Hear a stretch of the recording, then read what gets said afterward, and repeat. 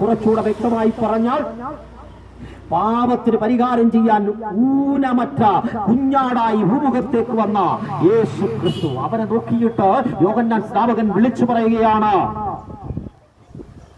ലോകത്തിന്റെ പാപങ്ങൾ ചുമക്കുന്ന ദൈവത്തിന്റെ കുഞ്ഞാണ് യേശു. ലോകത്തിന്റെ പാപങ്ങൾ ചുമക്കുന്ന ദൈവത്തിന്റെ കുഞ്ഞാണ്.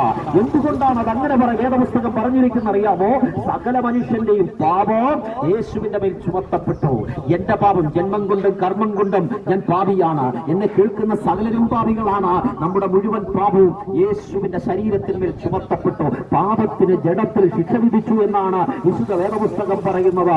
ആ യേശുവിന്റെ ശരീരത്തിന്റെ മേൽ നമ്മളൊക്കെ അനുഭവിക്കേണ്ട ശിക്ഷ, പാപത്തിന് പരിഹാരമായി ഞാൻ എന്ത് ശിക്ഷ അനുഭവിക്കണമോ എനിക്ക് പകരക്കാരനായി യേശുവിന്റെ മേൽ സകല പാപവും ചുമത്തപ്പെട്ടു.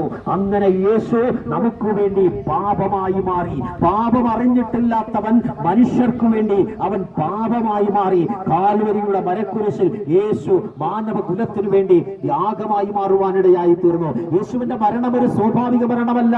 യേശുവിന്റെ മരണം ഒരു ആത്മഹത്യയല്ല. യേശുവിന്റെ മരണം ഒരു കൊലപാതകമല്ല.